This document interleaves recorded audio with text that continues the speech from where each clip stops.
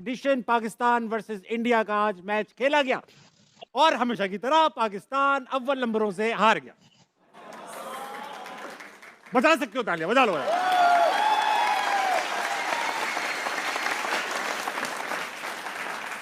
भाई खेल था, कोई जंग थोड़ी कि हम जीत जाते, लेकिन बात करेंगे क्रिकेट पर। पाकिस्तान फाइनल इंडिया के खिलाफ खेलेगा इंशाअल्लाह, और जब खेलेगा तो फिर ये सारे दादोशुमार और दूसरी चीज़ें उल्टी होने वाली हैं और अल्लाह के फजल से होंगी।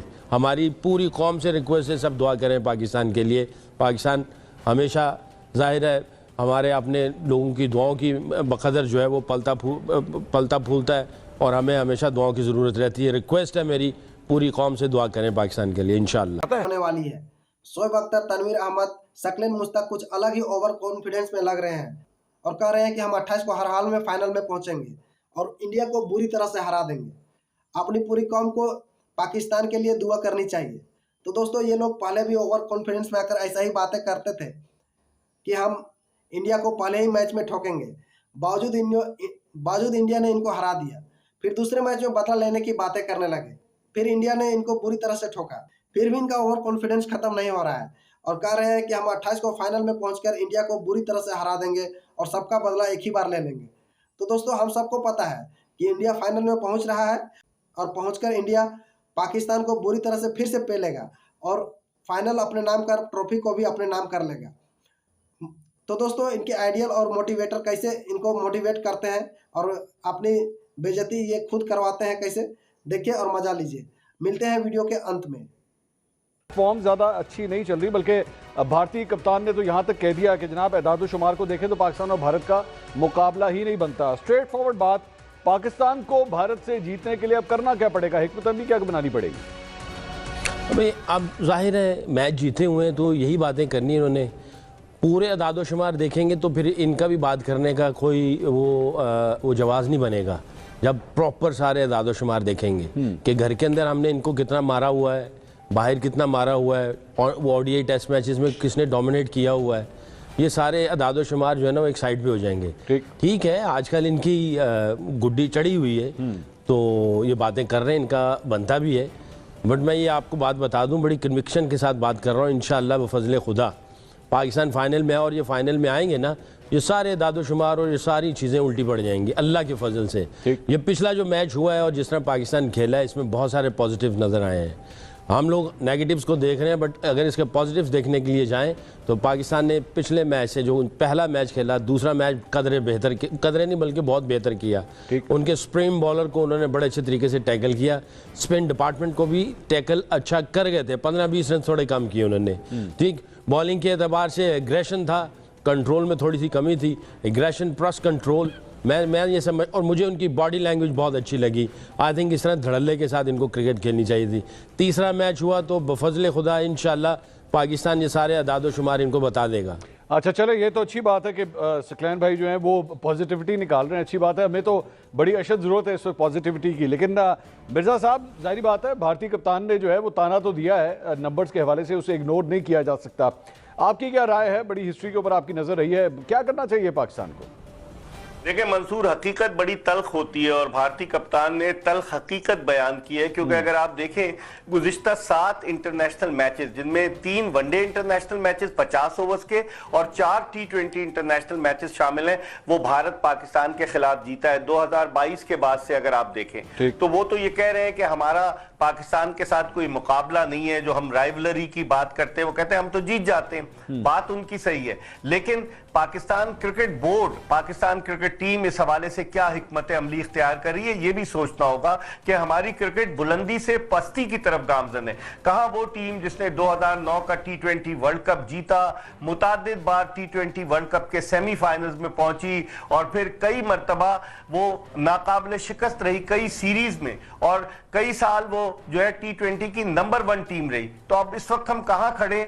लोग सही कह रहे हैं। आज कृष्णामचारी श्रीकांत जो भारतीय साबिक कप्तान है, साबिक चीफ सेलेक्टर, उसका बयान सामने आया कि पाकिस्तान को अब एसोसिएट ममालिक के साथ खेलना चाहिए। और ये बात इसलिए भी कही जा रही है कि अगर आप देखें कि पाकिस्तान ने अगर पाकिस्तान के रिकॉर्ड पर नजर डालें कि उन टीमों के खिलाफ जो टॉप की टीमें दुनिया की, जिनमें भारत, इंग्लैंड ऑस्ट्रेलिया, न्यूजीलैंड और साउथ अफ्रीका शामिल है। अगर आप उन टीमों के खिलाफ देखें तो 27 T20 इंटरनेशनल मैचेस में से पाकिस्तान ने सिर्फ 3 मैच जीते जो टॉप की टीम है, और 24 मैच पाकिस्तान हारा है। तो इसका मतलब है हमें खुद अपना एहतसाब करना चाहिए। हमारी क्रिकेट जो है वो बिल्कुल तनज़्ज़ुली की तरफ गामजन हो गई है, और इसकी जिम्मेदारी किस पर आयद होती है मंसूर, इसका अंदाजा आप बखूबी लगा सकते हैं। चले मिर्जा साहब, आपने तो दिल्ली तोड़ दिया इस किस्म का तज्जिया देके, लेकिन सकलैन भाई, हमारी जारी बात है फाइनल तक रसाई जो है अभी भी मुमकिन है।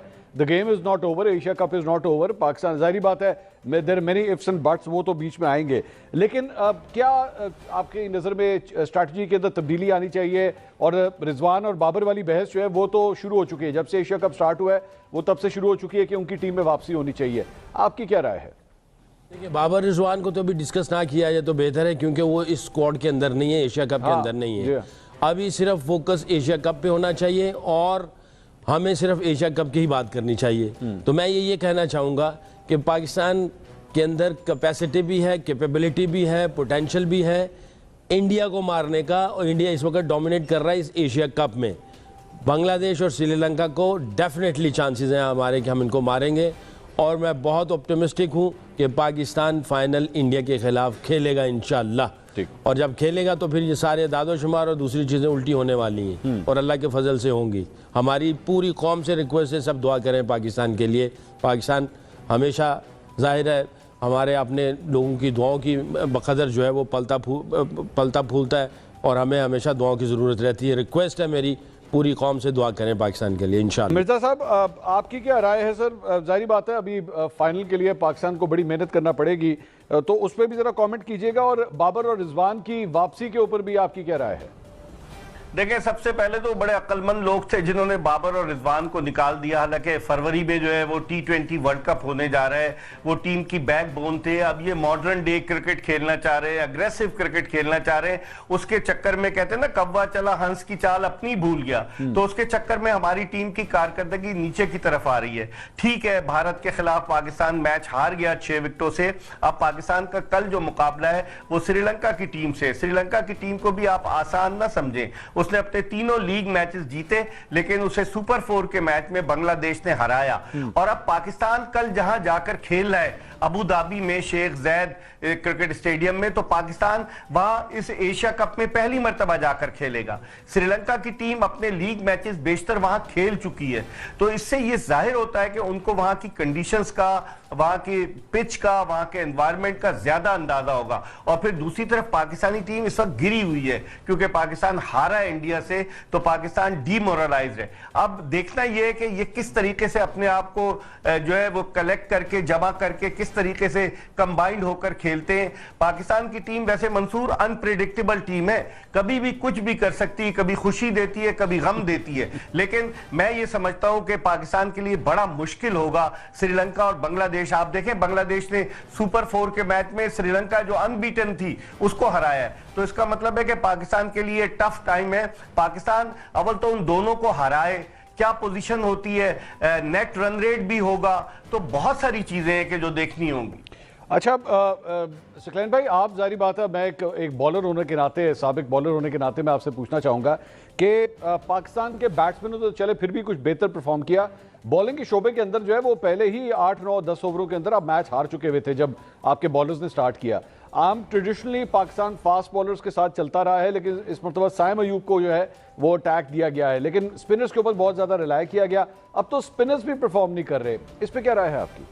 ये सवाल आपका इसलिए बन रहा है कि हमारी परफॉर्मेंस अच्छी नहीं है, बॉलर बुरे नहीं है हमारे। शाहीन का रिकॉर्ड अगर टॉप 10 के T20 के निकाल लो और हारिस रऊफ का निकाल लो तो टॉप 10 में आते हैं ये, in terms of strike rate या विकेट्स या सारा कुछ। और अगर स्पिनर्स की बात कर लें तो इब्रार ने बहुत अच्छी परफॉर्मेंस दी है, साइम भी आपको परफॉर्मेंस देता हुआ नज़र आ रहा है स्पिनर्स के एतबार से, और नवाज़ ने अभी 2 सीरीज़ में मैन ऑफ द सीरीज़ हुआ और उसने बॉलिंग में आउटस्टैंडिंग किस्म की परफॉर्मेंस दी है।